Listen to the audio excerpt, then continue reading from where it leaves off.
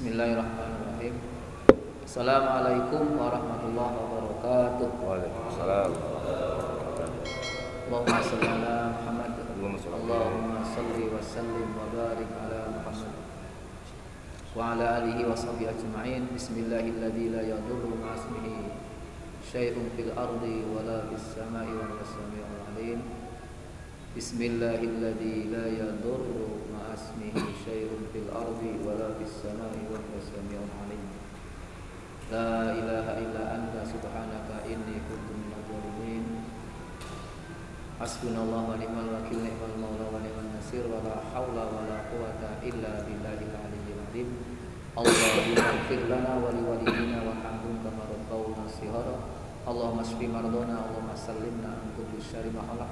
Allahumma rzuqna ilman nafi'a wa fahman wasi'a wa rizqan halalan thayyiban barakan fih. Rabbana atina fid dunya hasanah wa fil akhirati hasanah wa qina adzabannar. Wa sallallahu ala Muhammadin walhamdulillahi alamin. Amin ya rabbal alamin. Ibadallah, usikum wa iyaya bittaqwallah faqad fazal muttaqun. Ittaqullah la'allakum tuflihun. Qala ta'ala fil Qur'anil Karim, ya ayyuhalladzina amanu taqullaha haqqa tuqatih wa la tamutunna illa wa antum muslimun. Wa qala Rasulullah sallallahu alaihi wasallam fi hadisin sahih rawahu al-Imam At-Tirmidzi, ittaqillaha haitsu ma kunta wa addi sayyi'atal hasanata tamhuha wa khaliqin nas bi khuluqin hasan. Amma ba'd. Alhamdulillah atas segala nikmat yang telah Allah curahkan kepada kita, nikmat iman Islam dan juga dua nikmat yang kadang-kadang kebanyakan manusia terlena. Semoga kita tidak terlena, bisa syukur nikmat kesempatan dan nikmat sehat. Jadi dua nikmat yang kebanyakan manusia tertipu dan terlena. As-sihah wal farah. Nikmat sehat dan nikmat kesempatan. Fisik sehat, waras, mangan enak, mata melihat, kaki bisa melangkah, kendaraan ada. Sehat. Wal farah, kesempatan waktunya ada. Tapi jarang yang saya harus sholat ke masjid tepat waktu, saya harus ikut pengajian, itu luar biasa yang bisa siap. Itu dua nikmat yang kathirun minan nas, berarti mayoritas manusia tidak pandai mensyukuri nikmat sehat dan kesempatan. Kebanyakannya adalah kufur nikmat. Ini sudah dinas oleh Al-Quran. Wa qalilun min ibadiyas syakur. Wa qalilun min ibadiyas syakur. Sedikit sekali hamba-hambaku yang pandai mensyukuri nikmat-nikmatku. Padahal nikmatku ku Allah yang telah aku curahkan kepada kamu, wahai hamba-hambaku, tidak mampu kamu hitung. Wa in ta'uddu ni'matallahi la tuhsuha. Tapi kenapa kamu kok banyak ingkar? Innal insana la zalumun kafar. Memang manusia itu banyak zalimnya, banyak mengkufuri nikmat. Nah, karena itu syukur alhamdulillah kita bisa hadir di masjid ini. Yang kedua, pengantarnya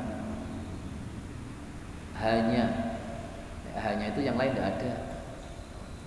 Hanya ini tutup, yang lain tidak beda.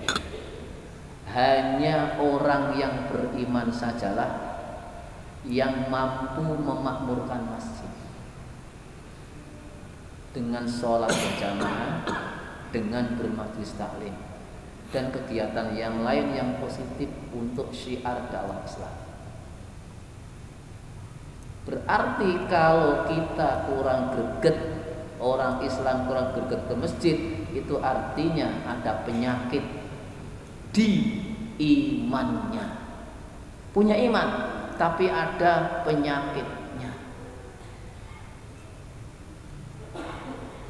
Penyakit nomor satu yang Rasul pesankan kepada sahabat adalah penyakit nifak. Orangnya munafik. dibuktikan satu riwayat kisah nyata. Setelah salat subuh, Rasul menanyakan sahabat dengan menyebut nama si A, si fulan, hadir enggak? Enggak hadir ya Rasulullah. Dan si fulan lagi yang ini enggak hadir lagi. Hanya Rasul bersabda, "Afqalu sholatul munafiqin al-isya was subuh." Salat yang paling berat, wis berat tambahi paling, adalah salat isya dan subuh bagi orang munafik. Jadi kalau saya Indah, saya Ahmad, saya Alia, saya Zainab, subuhnya sering terlambat, itu artinya saya terjangkit penyakit munafik atau nifak. Tapi tidak terasa biasanya. Tapi nek mumet sithik langsung turu obat ya kok. Bu, mumet ki kudu ora obat. Subuh kawanan biasa ndak ngomong aku, Bu. Kenang nifak ibu subuh kawanan. Karena apa? Penyakit hati yang tahu hanya orang yang hati imannya hidup. Tuh, yang kedua kita lanjutkan kajian sirah dari kitab Khulasah Nurul Yakin. Kita sampai bab 16 kemarin disinggung belum sempurna. Dakwah Rasul secara jahron. Jahron ki yo ngedeng terang-terangan. Tempat terbuka. Dakwah siri ini singkat saja sudah berlangsung selama 3 tahun. Siri itu secara diam-diam lewat rumah ke rumah, temu konco, yang dipandang orang itu ikut diajak, yang dipandang balelo ya udah usah. Awalnya seperti itu. Sama kita di masyarakat mau ngajak orang delok wangi, oh ini delane ada respon diajak. Kalau orang delane pernah udah usah dulu. Nanti menjadikan kita jadi futur kalau sehari ini. Nabi kan enggak, cuman untuk teladan kita. Jadi pertama yang didekati, yang diajak, yang kira-kira kita berusnudzon orang itu mau. Kalau menentang balelo jangan dulu. Setelah turun ayat fasda bima tu'mar wa arid anil musyrikin. Jadi berpalinglah dari orang musyrik, enggak usah pedulikan. Mari kita sampai di sini. Rasulullah dalam awal-awal menyampaikan dakwah jahriyah naik ke Bukit Sofa,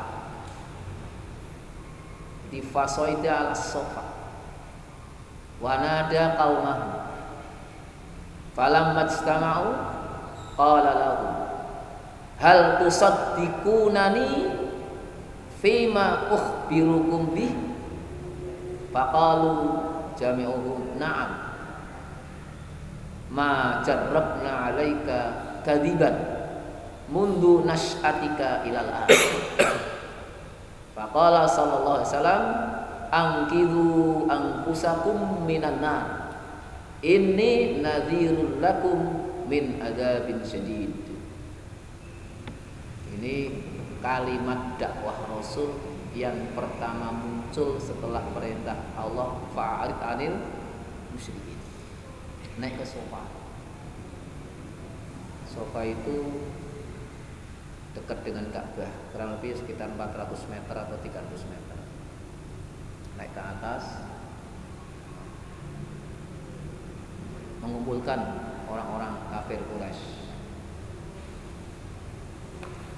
Setelah kumpul, Rasul bertanya dulu, apakah kamu semua yang hadir ini membenarkan atau akan menerima apa yang saya sampaikan? Jawabnya, iya. Karena saya lihat dari dulu sampai sekarang kok tidak pernah dusta.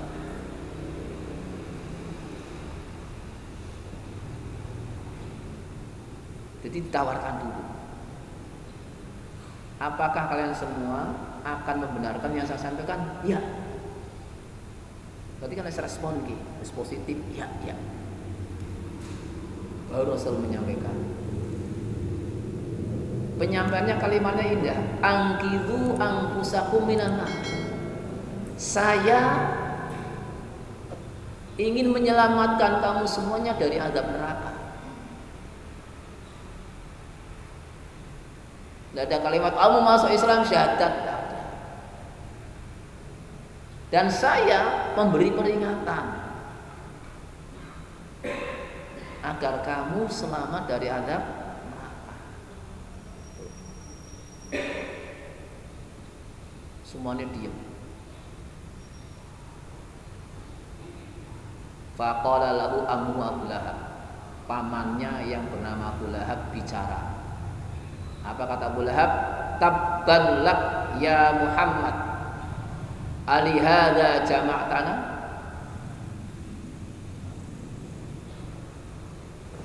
Hai Muhammad, celaka kau, hanya untuk ini menyampaikan.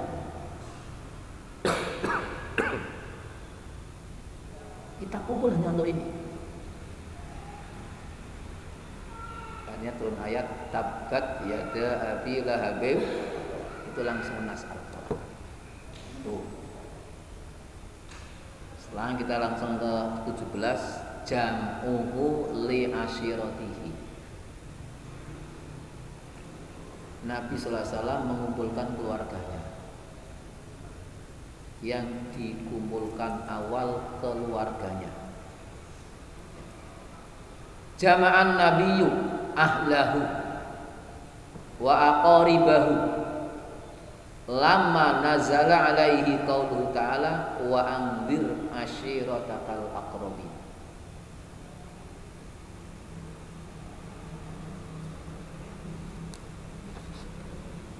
Nabi sallallahu alaihi wasallam mengumpulkan keluarganya dan aqarib sanak kerabat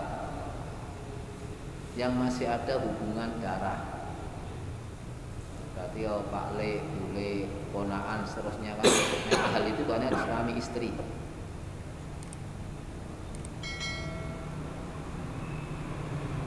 Anfusakum wa ahlikum. Ahli itu suami istri. Aqarib baru sama.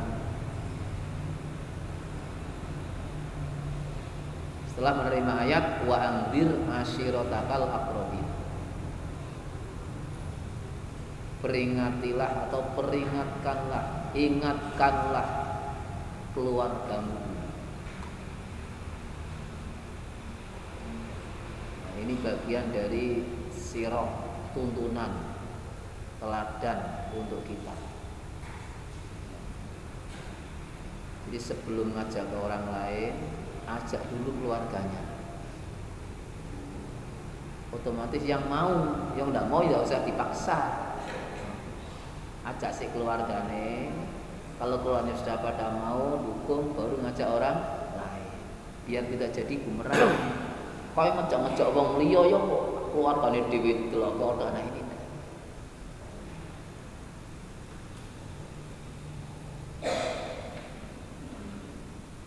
Ini kata Rasulullah. Qala, Rasul bersabda lahum kepada keluarganya. Inna ra'id la yukadzibu ahlahu. Wallahi lau kadzabtu nas jami'an ma kadzabtukum. Ra'id itu kalau dalam dunia keluarga ya berarti kepala rumah tangga, bapak. Kalau bapaknya sudah ada berarti ibu, orang yang punya tanggung jawab di keluarga. Kata Rasulullah, tidak mungkin seorang bapak akan mendustai keluarganya. Demi Allah, kalau saya dusta kepada manusia, tapi tidak mungkin dusta kepada kamu. Kan tidak mungkin orang. Mungkin kalau wong liya nipu, tapi kalau keluarganya tidak berani. Walau horartun nas jami'an ma horartukum. Kalau saya nipu manusia kemana-mana, tapi tidak mungkin nipu sama kamu. Wallahi alladzi la ilaha illa, demi Allah yang tiada Tuhan ilah selain Dia. Ini sesungguhnya, ini kalimat tauhid, ini sesungguhnya. La itu lamnya tauhid. La Rasulullah ilaikum khosotan. Utusan Allah untuk kamu, keluargaku dulu khususon. Wa ilan nasi kafatan, baru kemudian untuk seluruh manusia.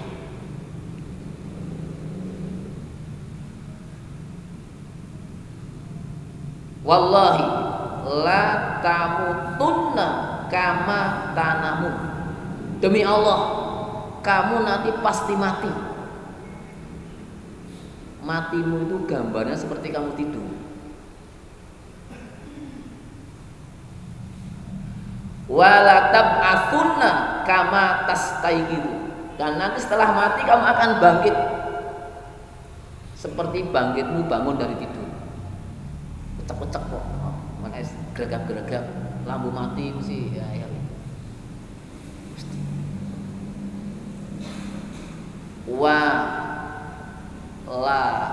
Wala tahasabanna fima ta'malu.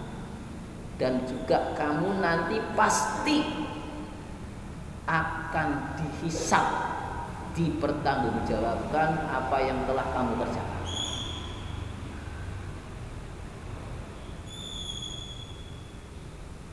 Wala tazwanna bil ihsan ihsanan, dan kamu pasti juga akan dibalas kebaikanmu. Yang kamu lakukan kebaikan pasti dibalas kebaikan. Wa bisu'an, kejahatan dibalas kejahatan. Laha ma kasabat wa 'alaiha ma kasabat. Itu ajakan Rasul. Belum ada perintah sholat. Karena apa? Baru pengenalan tauhid. Cukup la ilaha illallah. Wa innaha al jannatu abadan. Sesungguhnya balasan yang istimewa adalah surga, dan selamanya di surga. Awinar abadan, neraka juga selamanya.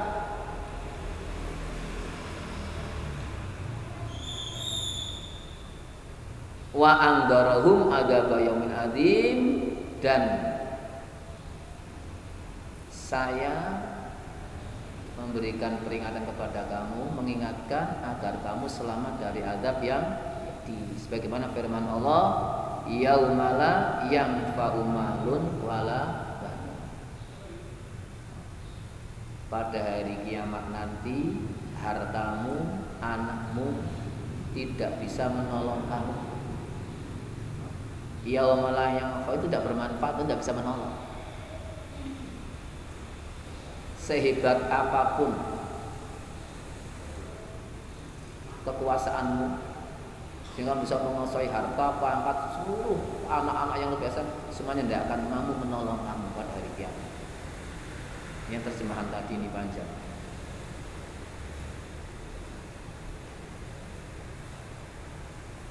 Setelah menyampaikan itu, apa tanggapan mereka? Fatakallamal qaumu kalaman layyinan. Fatakallama, maka saling berbicara, bisik-bisik siapa al-qaumu, kaum yang hadir, dondongnya dewi-dewi. Kalaman layyinan itu omongan yang isinya tidak gubris, ya, menyepelekan tidak gubris. Jadi biasa tuh dongeng gubris. Diambil sambil lalu tok yang Rasul sampaikan.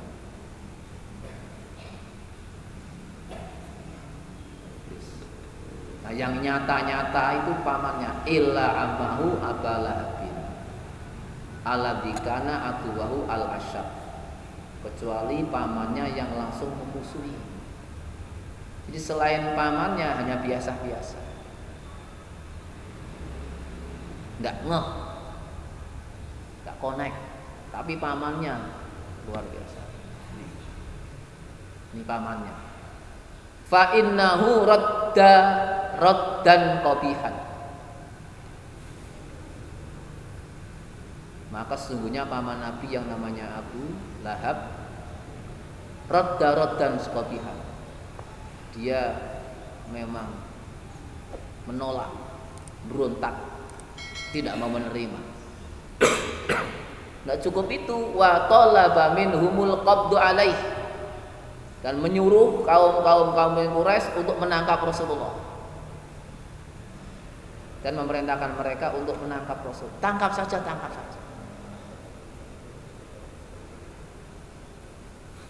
Faqala lahu Abu Thalib. Kemudian di saat genting seperti itu Abu Thalib angkat bicara. Ini paman Nabi juga yang belum masuk Islam. Jadi sama-sama orang kafir, podo bae paklike kabeh beda. Sak kandut ya kok. Anake Abdul Muthalib kan? Abdullah, Abu Thalib, terus Abu Lahab. Kakang adi kabeh. Kabeh ngarepe. Yang Abu Lahab begitu gencarnya untuk menangkap Rasul, tapi Abu Thalib bilang wallahi. Jadi kalimat Allah itu sudah ada di zaman jahiliyah. Allah sudah ada, karena peninggalan dari Nabi Ibrahim alaihissalam. Wallahi lanam na'annahu ma bakina. Itu lamnya lam taukid, nunnya nun taukid sakilah. Sungguh kami tidak akan membiarkan satu orang pun untuk menangkap Muhammad SAW. Kami akan jaga selama kami masih ada di sini dan masih hidup. Nek bahasane saiki wani-wani ki nangkap Muhammad, nek aku isih urip langkain sik batangku cara kasare. Itu Abu Thalib. Dia belum Islam. Sampai wafat pun Abu Thalib belum masuk Islam. Ini yang menjadikan Rasulullah sedih. Sampai saat-saat sakaratul maut, Rasul sangat berharap, paman ucapan kalimat la ilaha illallah. Saking harapnya sehingga lupa kalau itu adalah hidayah dari Allah. Cara dene kalau yo anut sih cepet. Saya siap jadi saksi di akhirat. Kata Abu Lahab, ojo ikut ponakanmu. Diam lagi.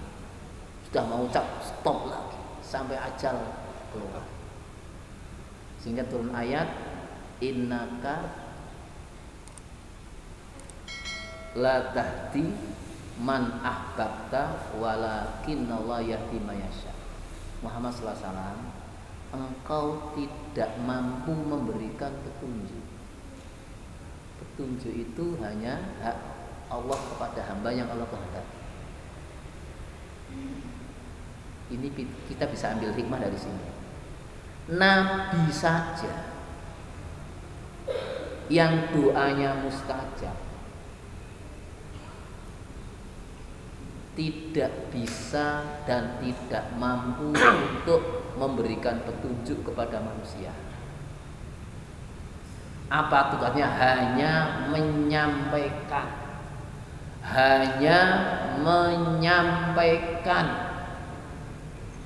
Baligh ma unzila ilaika. Sampaikan Muhammad sallallahu alaihi wasallam apa yang telah kami turunkan, yaitu Al-Qur'an, kepada manusia. Masalah manusia itu nanti ikut masuk Islam itu urusan Allah. Urusanmu hanya menyampaikan. Bahasa kita hari ini, mau alhamdulillah, tidak mau alhamdulillah. Tidak bisa dipaksakan. La ikraha fiddin. Sama kita dalam keluarga, di rumah, di masyarakat. ngejak anak, ngejak istri, suami untuk sholat, untuk ibadah. Tidak serta-merta nggih Pak ning masjid kabeh wong tuane ayem, ya Bu. Sinau kabeh ayem. Pasti ada yang bengkeng. Oh, pasti ada. Itu sunnatullah fil alam. Allah mampu menjadikan manusia semuanya sami'na wa ta'na. Kalau ini semua terjadi, tidak ada dakwah. Dakwah itu ada tantangan. Bapak ibu, bapak ane Ali, ibunya Aliyah, maaf yang namanya sama ya. Punya anak 5. Bapak iyo Ali, anak 5, ibunya yo Aliyah. Podo sak kringkel, cara yang sak petarangan, sing dadari wong loro. Dong gede-gede diatur wong loro, ana sing anut, ana sing ora.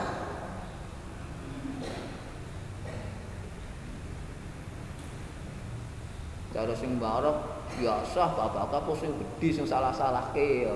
Cara sing cilik biasa bapake balane sing gede ya. Iki kok terus mubeng. Apalagi di masyarakat, di jamaah masjid. Berapa kepala di situ? Apalagi di kelas sing guru-guru. Sak kelas bocah 30, 40, 28, 23, 22. Bapakane piro? Ibune. Nek bocah 23 wis kena pindho 46. 46 wong tuane. Bapak 23, ibune 3. Iku simbahe tambah meneh 4. Ping 23. Golike kan anak kan di rumah kan seperti itu rengon li'e, rengon simbahe. Nah, semuanya itu mewarnai anak sini. Semalam Ustaz S kan bilang, ya kan? Menyampaikan apa?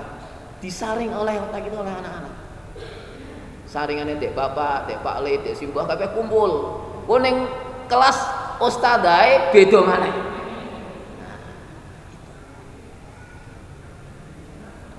Nek sak desak nyet anak ndak ada yang terlambat.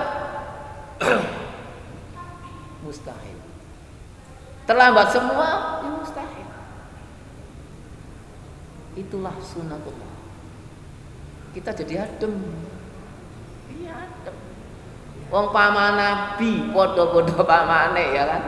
Sama-sama musyriknya Abu Lahab nentang, ya apa? Abu Thalib dukung bela. Podo-podo musyrike, penyembah berhala, tapi ada yang hatinya lentur, ada yang sangat. Jadi ana sing kulit duren, ana sing kulit jeruk. Ya iku. Nah iso kulit duren rasane jerone duren sing enak, sing katok sang arep kan adem ya kok. Aja kulit gedondo. Kulit gedondo iki jabone halus tapi jerone brunjel. Itu dalam berdakwah. Sehingga perlu kesabaran, keuletan. Sabar ulet. Dan ingat, jaga ucapan. Ini maaf ya, yang kadang-kadang coro Jawa ini mulut itu ketrucul. Ketrucul kan? Ketrucul lah. Kadang ngomong ceplok gitu loh. Kayak anak sopo sih. Nah iki. Kayak anak sopo tiru sopo. Kata-kata sing ketrucul iki. Nah wong anakku kok anak sopo. Kowe tiru sopo ya tule bapak iku metu sapa sih urung siji urung prono-prono. Jadi jaga. Sehingga kata Rasulullah, "Man kana yu'minu billahi wal yaumil akhir falyaqul khairan aw liyas." Orang yang beriman kepada Allah dan hari kiamat, ucapkan kata-kata yang baik. Kalau belum bisa, diam dulu. Tahan. Kata Imam Asy-Syafi'i radhiyallahu an menafsiri hadis ini, menjelaskan mensyarah hadis ini, ketika Anda mau bicara, dipikir dulu yang akan disampaikan. Kata-kata yang keluar dari mulut itu positif atau negatif, punya dampak buruk atau enggak, menyakiti orang atau malah mengajak orang. Jadi kon mikir sini Pak ngomong, sehingga tidak ada kalimat ketrucul tadi, ya, keceplos tidak ada. terkontrol. Nah ini Rasul contohnya. Ini selesai. Ini kholasahnya. Lama nazala alaihi qaulu ta'ala wa andir ashiratakal aqrabin jama'ah lahu wa aqribahu wa ballaghahum. Lihat kalimatnya. Langsung saja.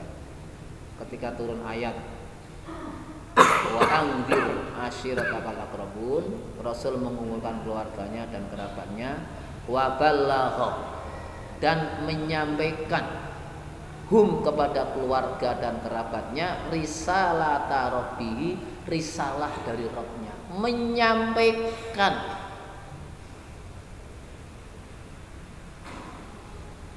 Tak sampai. Faradda alaihi amhu Abu Lahab raddan qabihan. Pamannya Abu Lahab yang langsung